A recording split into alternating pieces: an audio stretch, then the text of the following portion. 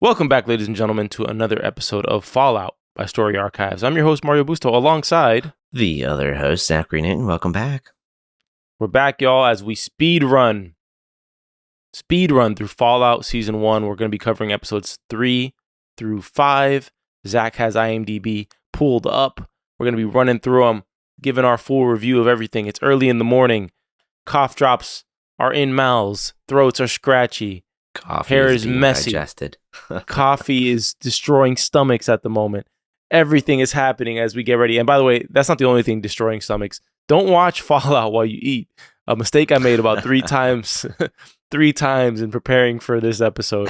Yeah, it's impossible to go more than 5 to 10 minutes in this show without somebody throwing up or somebody being ripped apart, or a monster just being disgusting from that radiated lake with the fingers in its mouth. I mean, it took me forever to get to the episodes while eating because I was like, I'm gonna be sick as I watch this show. Wow. I haven't tried to eat a meal. I have had a snack.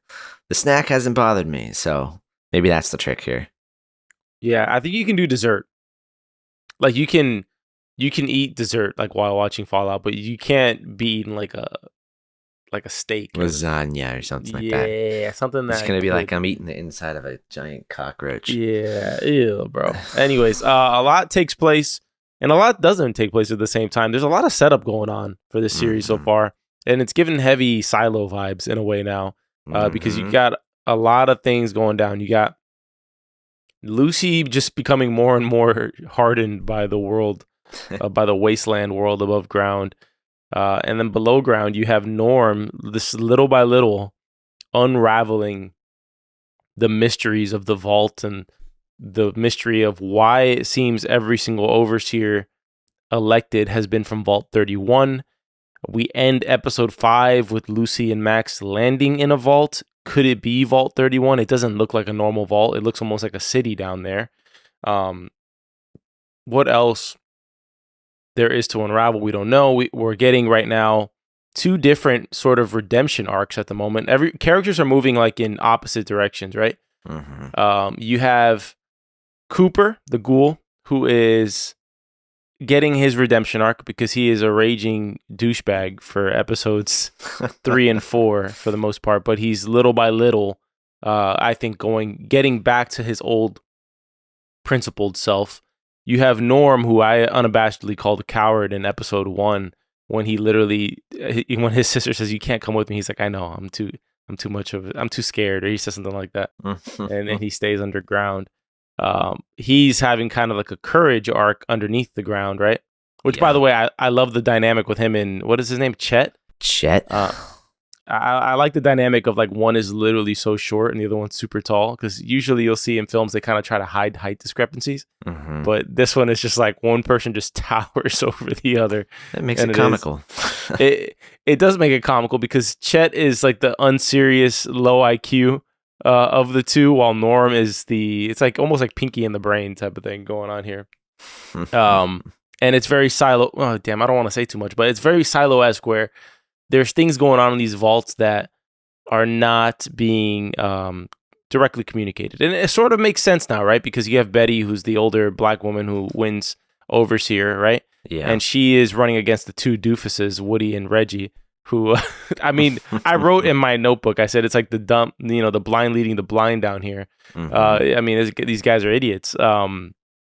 They're running and they get destroyed in a landslide like the third party candidate like every 4 years. But my favorite thing was everybody walking up to Woody and Reggie and just saying, "Yeah, I'm gonna vote for Betty." The one guy was just insistent, like, "I'm voting for Betty, for Betty." Okay. It feels like worlds are just kind of being popped, left and right. The whole thing they talk about in the vaults that they train these people for is for Reclamation Day. And then Lucy finds out that Reclamation Day happened and it was a giant flop. Like it went to crap. And in fact, Max was actually a part of it and sort of traumatized him for life. It's the reason now why he's in the, Brotherhood of Steel. Right? Where he has this memory of the T-60 coming to save him, right? Yeah. And we don't really know who the good guys and bad guys are. It feels like every organization is at its... Yeah, it's like at the base, it's like at the surface level, it looks good, but we have no idea who's behind what, because everybody at the end of the day in this show is hunting after this head, right? And we still don't even know what the hell is inside of this head, right? Yeah, I have no idea. I mean, what, a map, instructions on how to deradiate the world? I have no idea. I would assume it has to be something of that nature, right? Of how to reverse this wasteland effect on the world. That's like the only thing that makes sense to me. Speaking of the radiation on land, Lucy goes from being dunked as fish bait in a radiated lake to drinking from a radiated puddle. Dirty water. I'm assuming she is on her way to becoming like a ghoul at this point.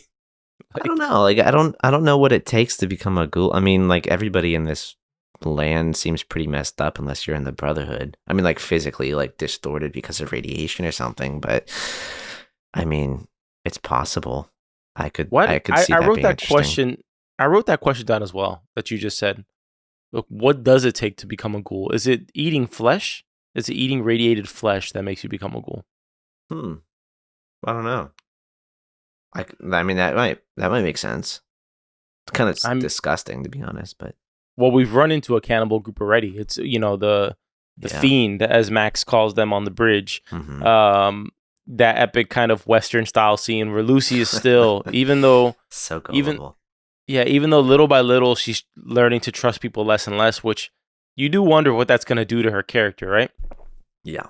At the end of it, like, is she gonna lose the essence of who she is in this world? Because that's kind of one of the dynamics of the show, is Lucy's altruism versus the evil realities of the wasteland. Because the wasteland kind of just strips away and just bears like the human nature's reality when it's pushed to the brink, right? Yeah. From the moment she meets that sort of nice guy who's in his underwear, who she gives some water to and he drinks the whole thing, to the ghoul who seemingly has almost no empathy left, even though when we get these flashbacks of him, we learn a few things about him. First, we learn that he was probably the biggest name actor in Hollywood, considering the way the Vault-Tec brass was treating him, right? The guy was almost giddy. So he was sort of like this Clint Eastwood type figure.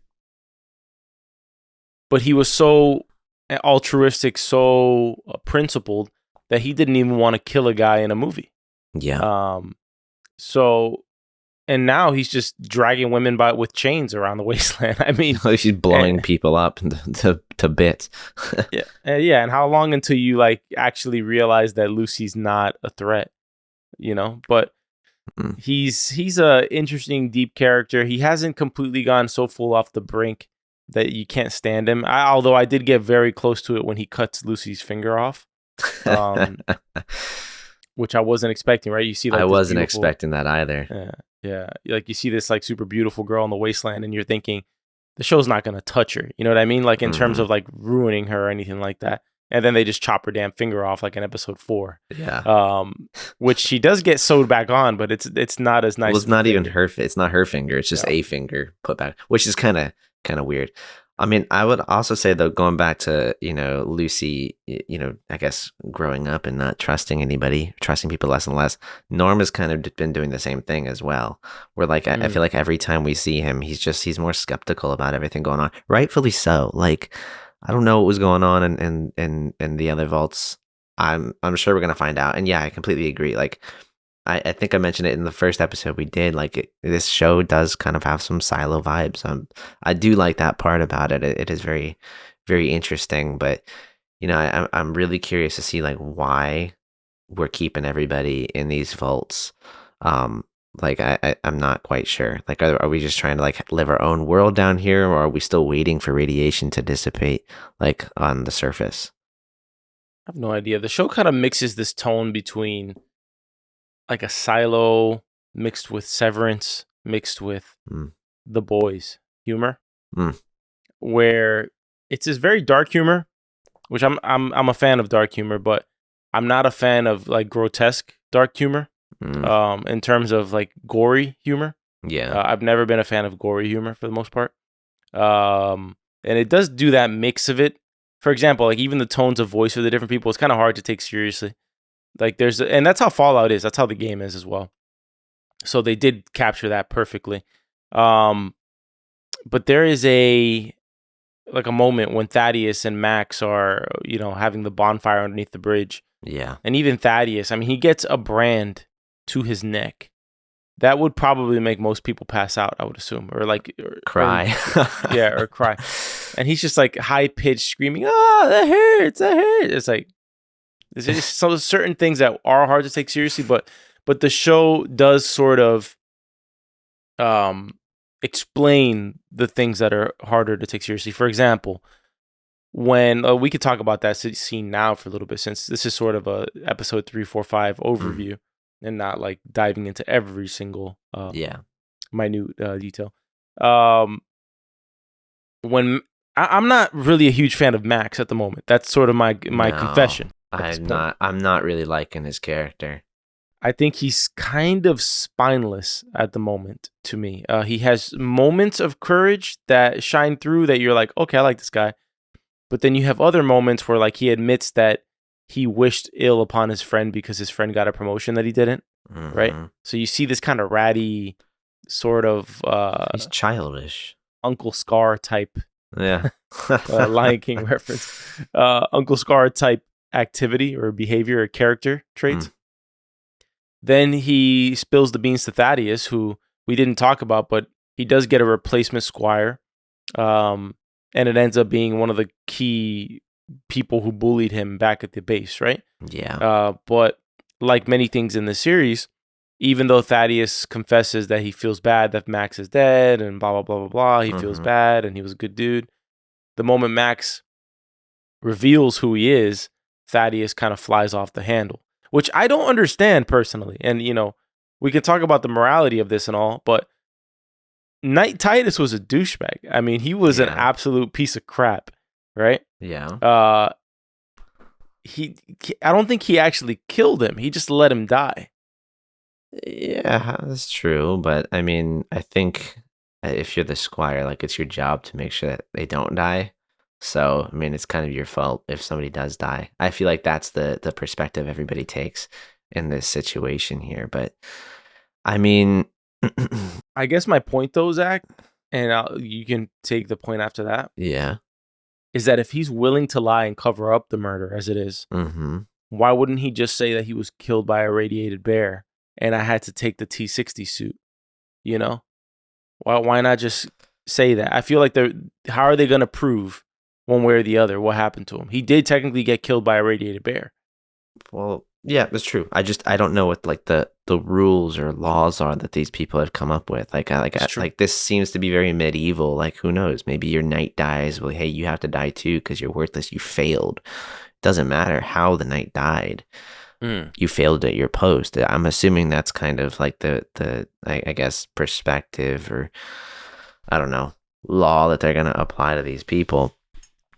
I don't know about you, but I have floated between thinking Max was sort of a dweeb, like a dweeb who doesn't win fights and is kind of like sucky at what he does. Everything, yeah.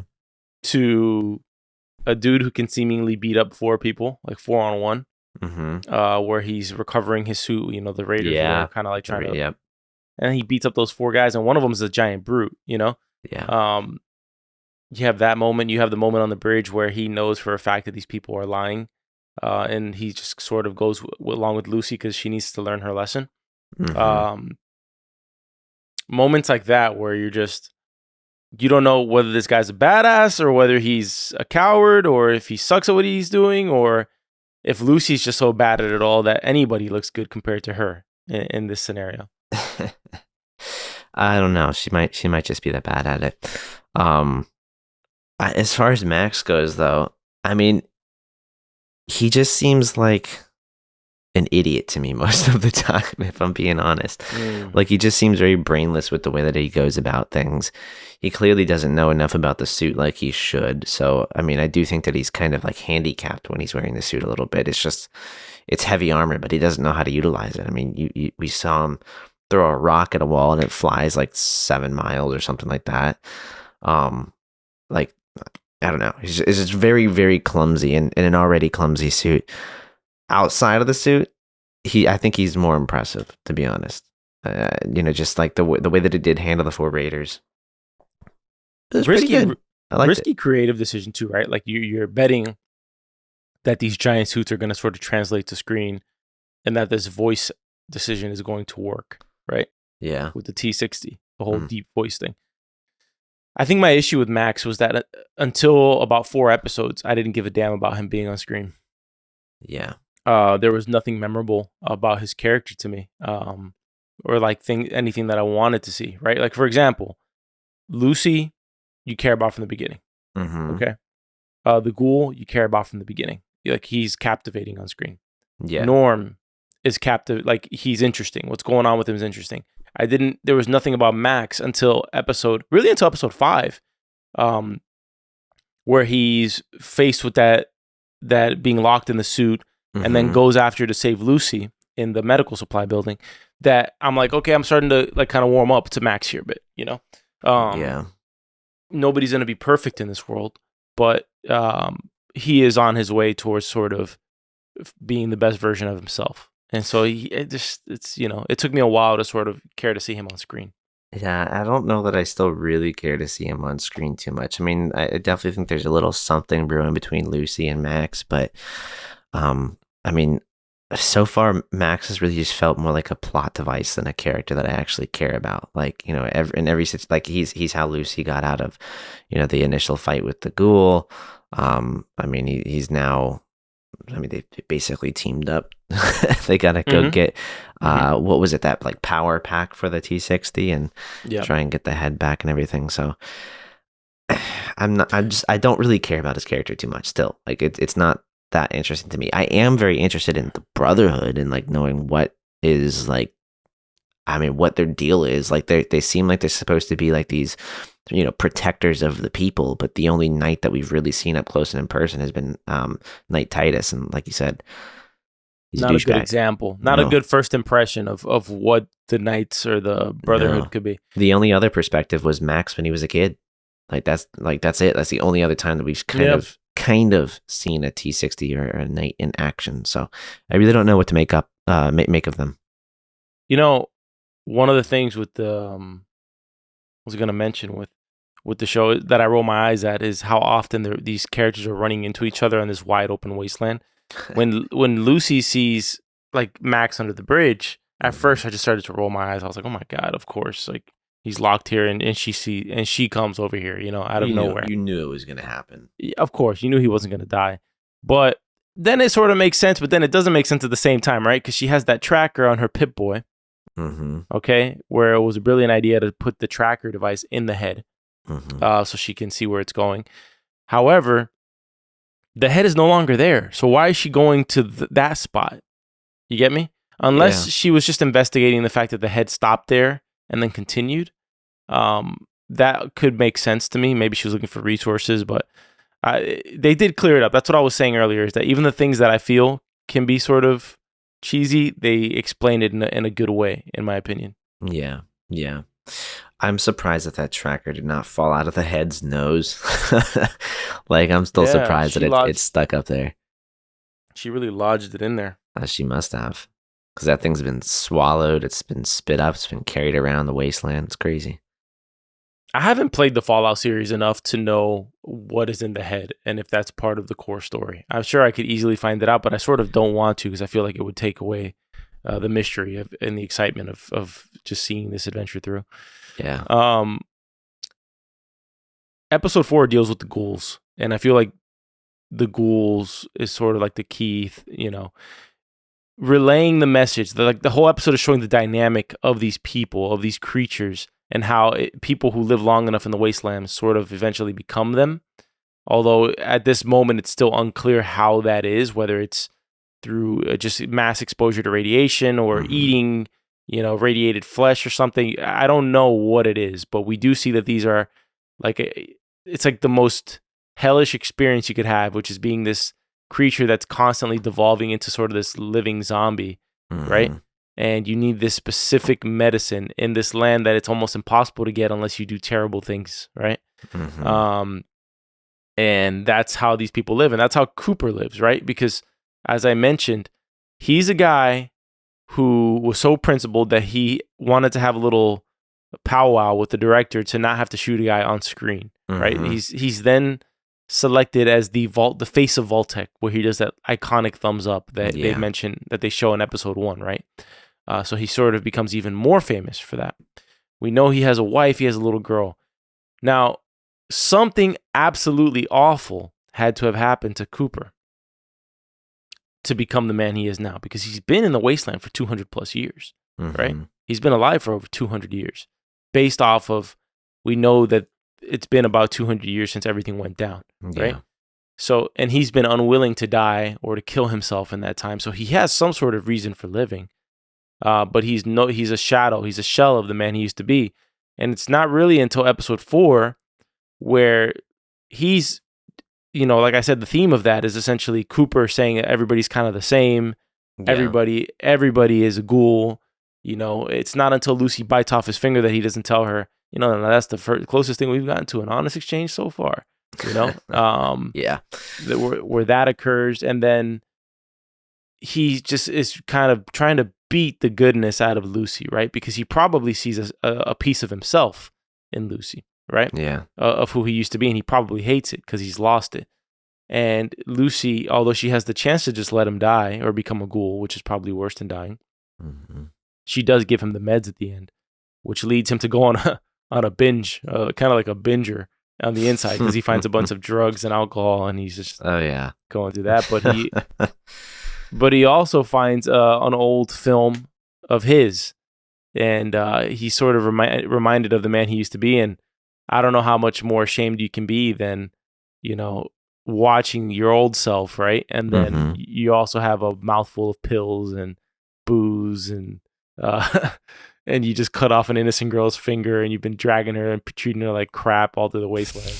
So, I mean, if ever there's going to be a redemption arc, it's just inevitable for Cooper, right? Yeah, it does feel like this is the time, but I don't know that he's really going to turn back to be like he was before this apocalypse occurred. But I feel like episode 4 here was really a big episode for Lucy as well. Like, I feel like this was probably the moment where she's learned the most about this wasteland that she's currently residing in, and exploring around. To me, episode 4 is the episode that the show opens up, specifically in interest, where Lucy comes out, she has the new finger, she's all bloodied up with a white tank top, she has her first badass moment where she frees all the ghouls, right? She also learns that some ghouls are past the point of no return. And she pretty much kills all the aggressors. She kills the robots, she kills the human traffickers, she kills all those people, right? And doesn't, I think she tranked them, actually. No, they got killed by the ghouls. Yeah. Right? Yeah, okay. I think they got killed by the ghouls. Yeah. So she does have that badass moment. She comes out in her boots, which, by the way, her walking barefoot in that wasteland, her foot would have been shredded. Oh my God. And you see her foot, and it just has a little bit of dirt on it, and you're just like, come on, man. I mean, there's literally like you're walking on like a desert sand. Like, I mean, I would imagine the world's pretty hot after a nuclear fallout. So, yeah, wouldn't want to be walking around without a shoe. I would imagine there's a little bit of debris in a city that's been blown to shit. Like just some rusty nails, some metal here and there. Something to step on. Like, you can't find her a rag. You can't find her anything to, that's the part of, like, I isolate on certain details like that. Like, I understand, Cooper. Like, you're a piece of crap. Yeah. Like, you're going to sell her for 2 months worth of supply of meds because she smashed your medical supplies over the disgusting creature in the lake. Okay. I get that. But you can't get her a shoe. Like, you need to take her, in one piece to sell her, right? Yeah. So you can't just, little things like that. I'm like, man, he's really lost any semblance of humanity at this point. Yeah, absolutely. I really want to know what these meds are, though, because it just looks like you're like drinking radiation or something. Like, it does not. I would not take that assuming it would make me better, only that it would make me worse. So I don't know what the hell's in it, but I mean, like, good for the ghoul, I guess. Believe it or not, my favorite character of episode 4 is the robot. Because he's like, she's like, oh my God, I thought I was going to be sex trafficked in here. And he's like, no, dear God, no, that's disgusting. I'm simply going to harvest your organs. I thought that was actually hilarious. Oh, that was funny. That was very funny. I'm expecting a reappearance of Snip Snip or another robot, because robots are pretty prominent in Fallout. So I am expecting that at some point that Lucy's going to have a sidekick robot at a certain point, if I had to guess. Okay. Let's talk about the vault a little more. Norm and Chet go and investigate Vault 32, where they see where everything went down. Really, it seems like there's a mutiny over there. Mutiny is my favorite word now since I'm watching Black Sails.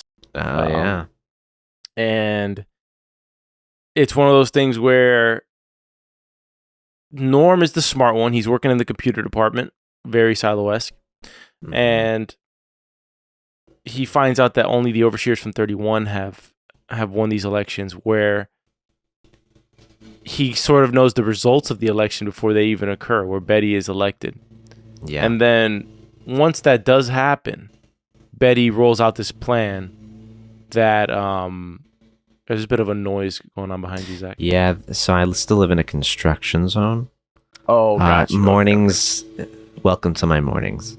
Got you. I was like, I didn't know if it was it sounded like a little static, but all right, just making sure you heard it too. Oh, I hear it, Betty. I didn't know if it was a mic thing or if it was it's like a freaking bulldozer or something. You know how loud that has to be?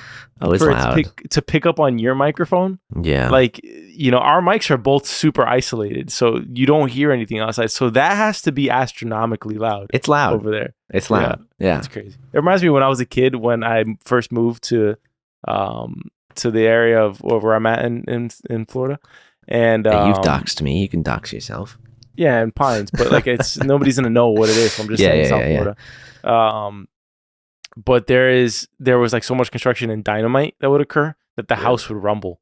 I don't think if you've ever experienced that, but when there's new construction, they use like dynamite or whatever. No. I think they use dynamite. How else? Why would the house be rumbling like that? I don't know. So it must be doing something. I mean, there was only cows and like just forest before. Wow. But anyways, what was I saying before your loud ass construction? You were talking about Norm working in the computers, knowing the outcome of the election. Yeah, so Betty has this plan to resettle Vault 32, which feels like this is sort of a rinse and repeat thing that's been going on down there, right? Yeah. It also makes sense that the election was rigged because she doesn't really petition for overseer the way Reggie and Woody do, right? Yeah. I mean, Woody put up 10 posters. He did his job.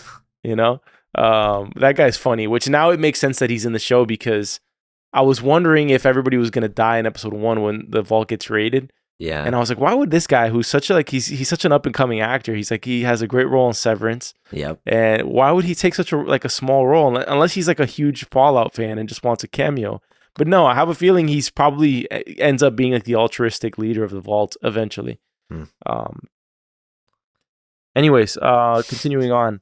There is a secret that Betty's hiding, and there's a secret that Vault 31 is hiding. And the creepy thing that Norm and Chet find in Vault 32 is the corpses like clawing at the door with the red letters that say, "We know what's in there." Oh, yeah. So what is in there, Zach? What is in there? I don't know what's in there. What's in there? What's your guess? Like, I feel we got an email and we were said that this was a show that we could do some wagers on. So should we bet? Should we take a pause here and start doing some wagers for the show for Fallout? Because we got 3 episodes left, and I feel like now is as good a time as ever to place some wagers. We sort of the landscape has been laid. We know what's going down. Oh God. I mean, what could be? I'm so like ignorant to what is in this world to this point. Like I feel like I'm still learning a lot of it. I'll make my guess because you're your guess. Too normish to make your guess. So I'm gonna have to step out on the plank. All right, Lucy. When did she say plank? No, I don't know. I just felt like a Lucy moment there. Yeah. Yeah. The bravery. I'm gonna thank you. Very much. Yeah. By the way, she's easy. She's really easy to look at. I gotta say, she is. I mean, that's how you're powering through the show. For the first 4 episodes, I'd say yeah, and then 4 and 5 starts to get better. I mean, it's not that the show is bad to begin with. It's just you got House of the Dragon coming out, you got The Bear coming out, you got Shogun out there. There's a lot of stuff to watch. I'm kind of hooked on Black Sails still. So when you're watching this, it's tough, but okay. The show is good. It has opened up, and I am enjoying it for sure. My guess in Vault 31 is that it's a bustling city. Like I'm assuming that's where Lucy and Max are at right now. And that they sort of like Vault 32 and 33 are kind of just like experimental, They use them for experiments for the most part. But they're not like they're actually probably being surveilled by Vault 31. And perhaps that's the system. Perhaps this is like a pyramid scheme going on. The lower number vault you are, like the vaults before you are spying on you. So 29, you know what I mean? Maybe that's like kind of what's going on there. But I think 31 is like this bustling, like everything is good in there. And 32 and 33 are like the stepchildren. The middle children, not the stepchildren. Yeah. I mean, it would make sense. I was going to say like maybe there's just like a headquarters, like, some hub of just like monitoring and whatnot that's going on there. It's like a Black Mirror episode. There's just like this one dude at a computer. Yeah. He's like, what are you doing in here? Yeah. Who let you in here? Yeah. So I would have like something like that. I mean, I'm still. I mean, do you think everybody in Vault 32 killed themselves, or were they murdered? I kind of feel like they were all murdered. It does feel that way, right? It does feel like the people in Vault 31 might have opened the doors, even though like we do get that bombshell that supposedly it's Norm and Lucy's mother. Which, by the way, you want to talk about children not looking like each other? Lucy and Norm, Yeah. And I'm assuming one of them shot on my idea. I'm assuming one of them does not have the same parents as the other. Probably not. Yeah, it does feel like 32 did something, or 32 had revealed or was about to reveal what was going down in 31. Mm-hmm. Okay, can I make that a wager? I feel really confident on that one. I feel like 32 was killed because they found out what was going on in 31. Well, I mean, I was the one that said they were murdered. Damn. So I don't know if I can give you that one. I would say they were. I don't think they killed themselves. I think they were murdered. Yeah, I mean, it felt like they were murdered to me. So I would not vote against you. I would put my money on them being murdered. I'll give you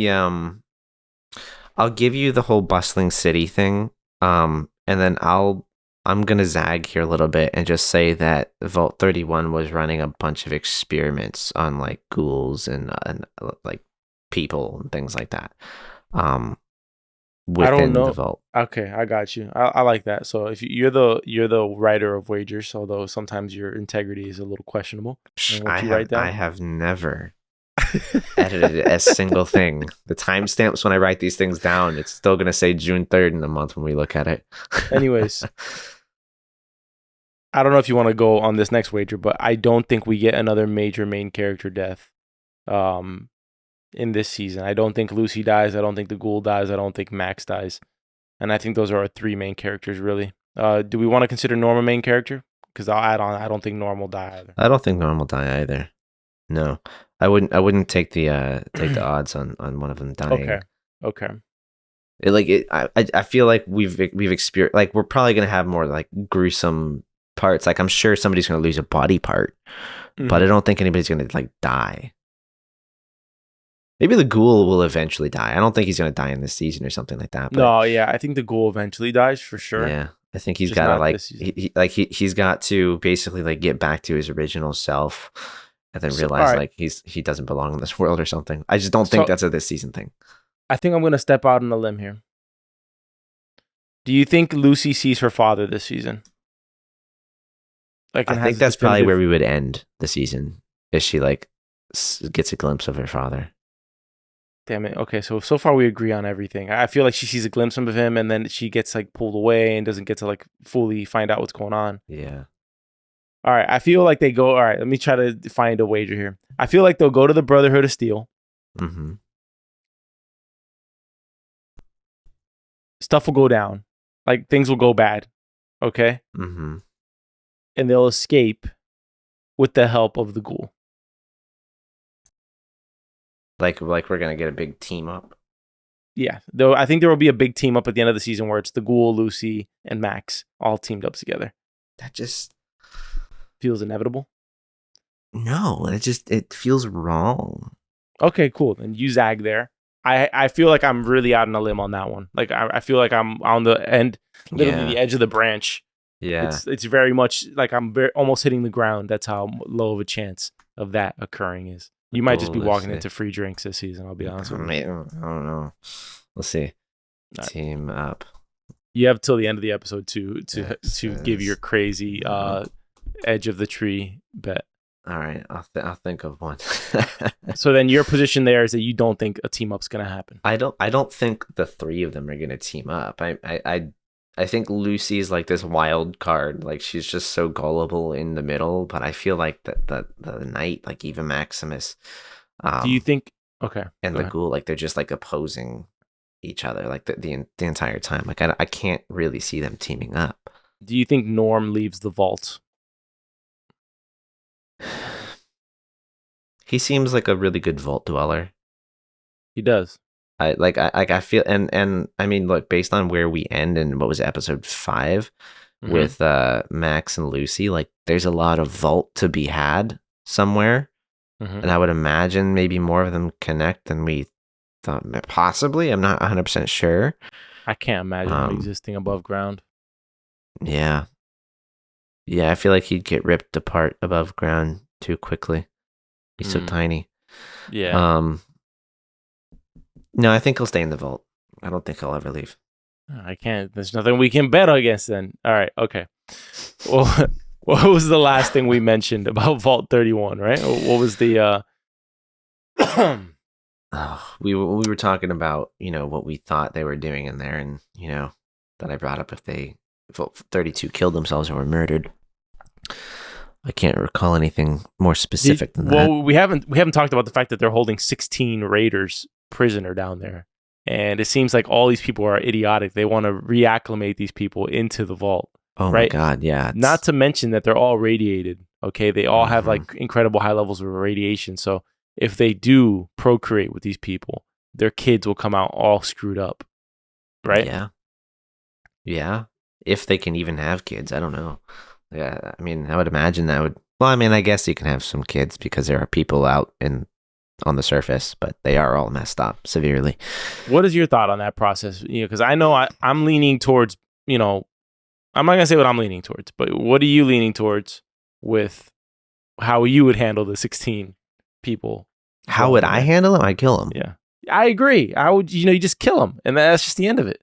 Yeah, I mean, let's not forget the fact that, first of all, these people came into your vault. Well, I mean, you welcomed them into your vault, but they weren't who they said they were. And they basically massacred probably like over half of everybody that lived in the vault. And you're running low on food and supplies. Doesn't make sense to keep them there.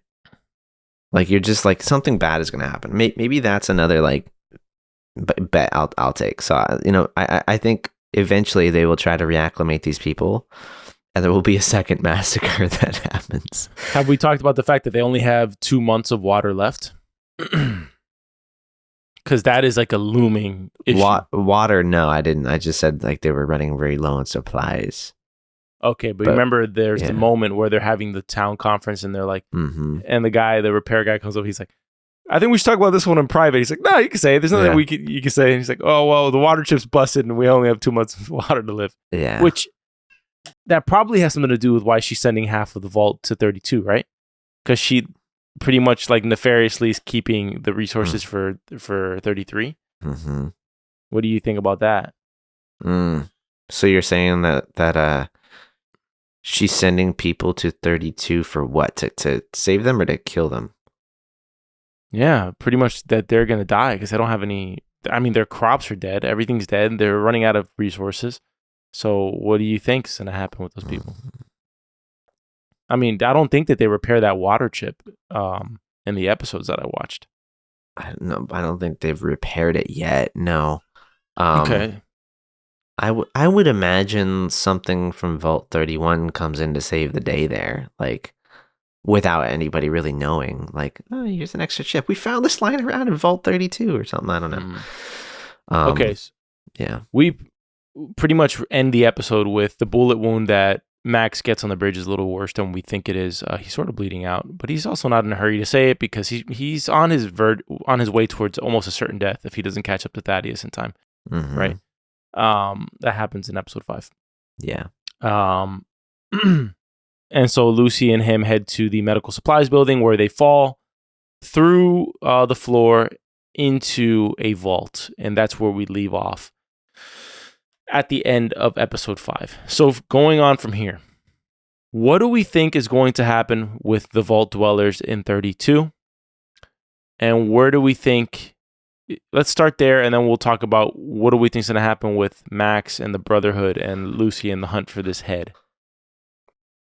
Well, you start off. I mean, I do agree with the fact that I think Vault 32 is kind of like in a rinse and repeat mode where like whatever happens down there is so controlled by Vault 31. I just feel like it's history repeating itself over and over again.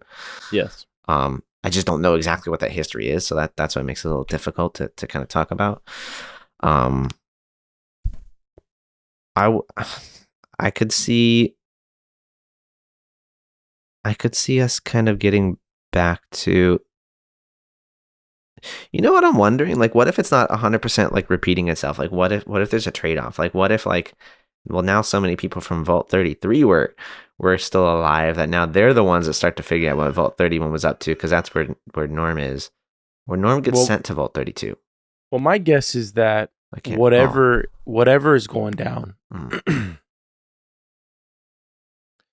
isn't bad enough to end it, is my opinion, because it seems like his father was a reasonable guy.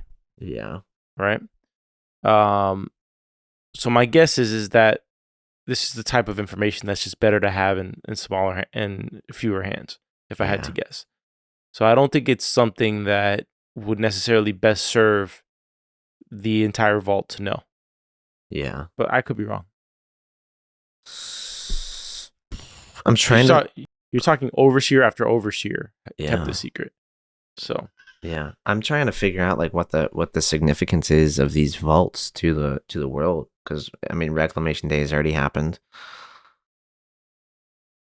Like, why are they still really there? Are they just like preserving themselves for like another point in the future where they might be able to come to the surface and like, I guess, repopulate the Earth?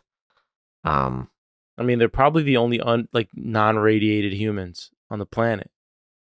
Yeah. So wouldn't you want like the people, the future children of the world to not have freaking radiation issues? Well, yeah. I mean, if you were in the vault, not if you're on the surface, I don't think you'd give a shit. Yeah. I don't know. I just feel like Vault 32, we're just gonna repeat what we did. Like, I think if I recall correctly, Norm gets sent to Vault 32. So like when they split half the people up from 33. It sure does seem that way. And he finds out that they covered it up completely. Yeah. They cleaned everything. They painted the walls. Now, who the hell did that? Like, who did Betty put in charge of that? Had to have been Vault 31 people would be my guess. Yeah. Because nobody else saw it but Norm and Chet. Yeah, they're the janitors of the silo. So yeah.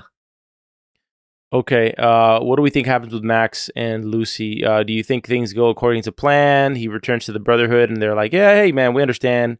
Titus was kind of a douchebag. Thanks for bringing back the head. We welcome you back, and we'll make you a knight." What do you think happens with Max? No, I definitely don't think Max is going to be welcomed back anytime soon. Mm-hmm. And based on Lucy's track record, I really think that shit is going to hit the fan probably in like the next episode. Like we've first off, we've got to get out of the vault again. Mm-hmm. Mm-hmm. That's just got to happen. I would imagine that her distrust in people has maybe opened her eyes a little bit, and she starts to see some really weird stuff in this really big vault. Mm-hmm. I don't know if they're going to try and like maybe like brainwash them into like whatever this vault is up to, but I could definitely foresee like there being some little battle as they both try and like make their way out of the vault, then they get outside somehow. I don't think it'll be as bloody as what happened in Vault 32 at all, but yeah, I sense something really bad happening in this vault. Yeah, I think that they're gonna want to be getting out, and they may not just be allowed to leave, type of thing. Do you think we're looking at Vault 31? That's what I think personally. I think this is probably Vault 31. I could be wrong. It might not be Vault 31. This is, after all, near Los Angeles, right? Mm-hmm. So I'm assuming you can't just fit everybody into 3 vaults. You know? Well, there's clearly more than 3. I mean, there's like 1, 2, 3, 4, 5, 6. Like, it's got to be vaults everywhere. It would be very. I'll be honest. I kind of don't think this is Vault 31. I feel like it would be too convenient for this to be Vault 31. It would be very convenient. You're right. It also seems like they want people to fall in here and discover them. Right? Think about it. If you want to like break it down, this is a medical supplies building. Why do people go into a medical supplies building? Because they need help. Mm-hmm. Okay. What happens? They get essentially detoxed, right? Mm-hmm. By that, spray. They wake up on a gurney. Okay. Yeah. They could have been killed. They could have been organ harvested. Yeah. They're trying to help people who are looking for help, and then they probably analyze them to see what type of people are these people, right? Yeah. And then we'll find out. They'll probably have a meeting with the overseer and kind of go from there, Yeah. Yeah. It could be. I feel like they even treated his bullet wound, which I just noticed now. Yeah. It was just, I mean, good for him. I don't think he's going to die right now.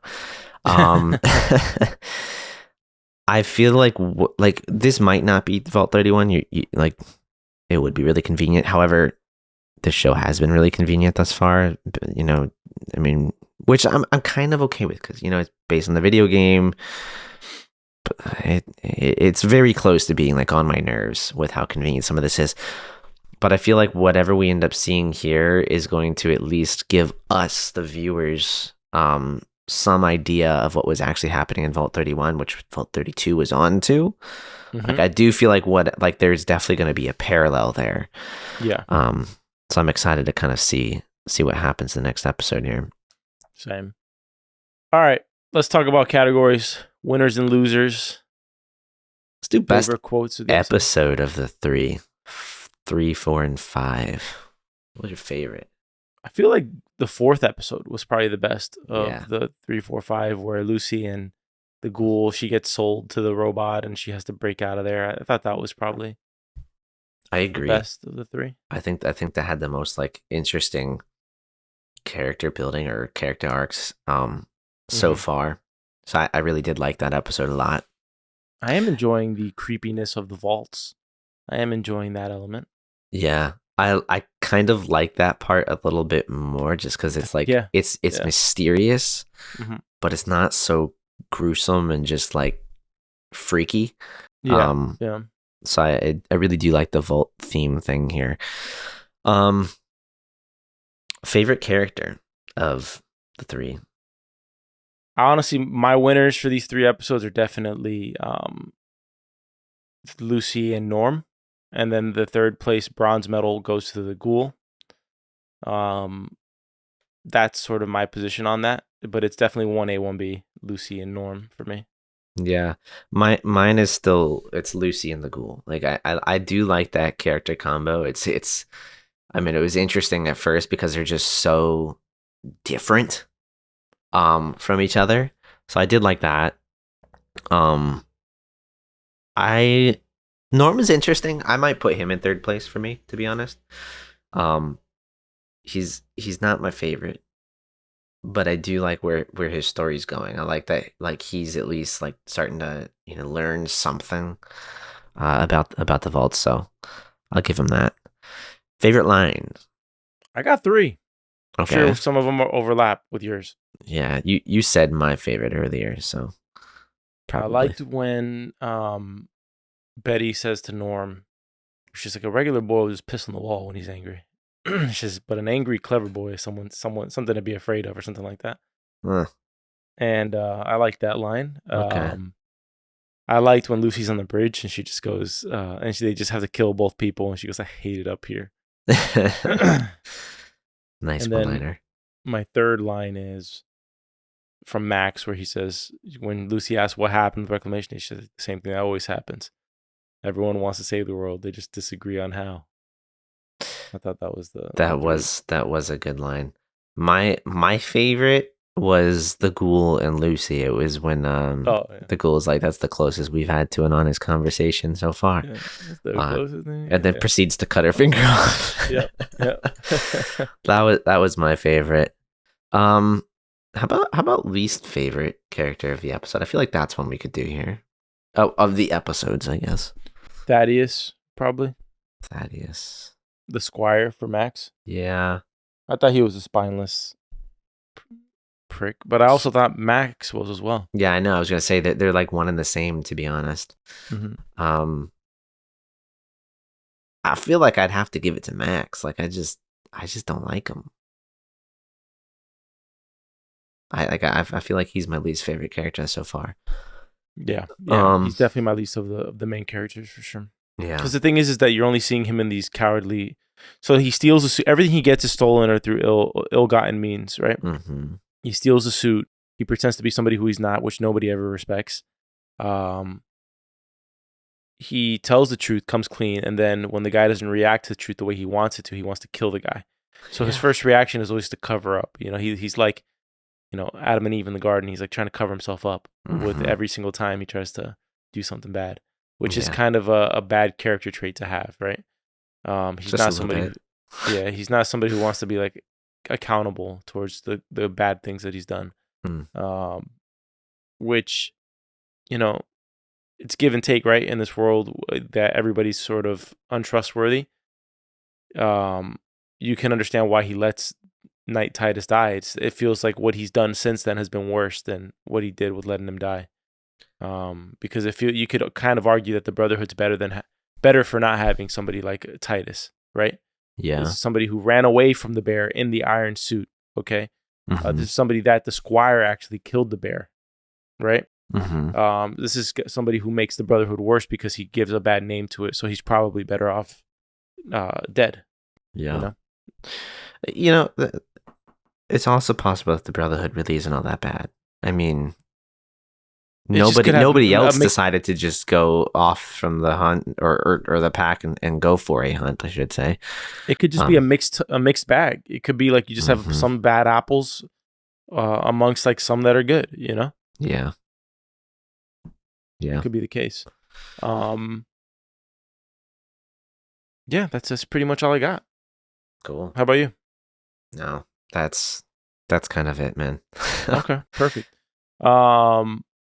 Thanks for tuning in, y'all. We hope you're enjoying the show. We hope you're enjoying our podcast on it. We are nearly done. We got one more episode. We're going to be wrapping up Fallout Season 1 this week.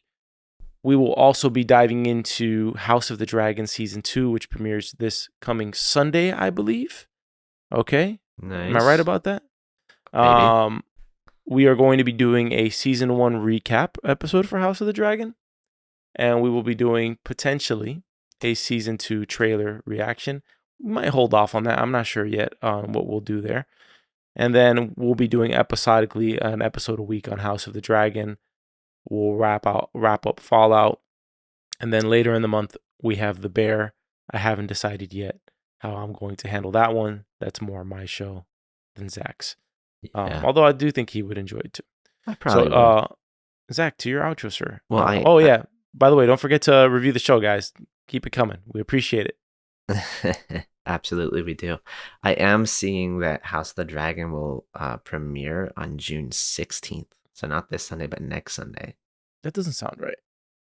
I mean, that's what the little internet says. So we'll see. See what it is. Regardless, it's coming out very soon. That's fantastic. Okay, that's even better, to be honest with you. So we got a little bit of time. All right, so I can finish catching up. That's good. I was about to cram 5 episodes into tonight or tomorrow. I don't know why I saw June 12th. I don't know where I saw the other one, but anyways, I want to verify that later, but we'll find out. Do it. All right, y'all. Well, thank you for listening to this episode of Story Archives. You can find this podcast anywhere you find podcasts, Apple and Spotify podcasts primarily. You can visit us on YouTube at Soapbox Podcast Network. You can visit our website at soapbox.house. Email us at contact@soapbox.house. And there is a link in the description below for our newsletter. All right, y'all. Until next time. Peace. Peace.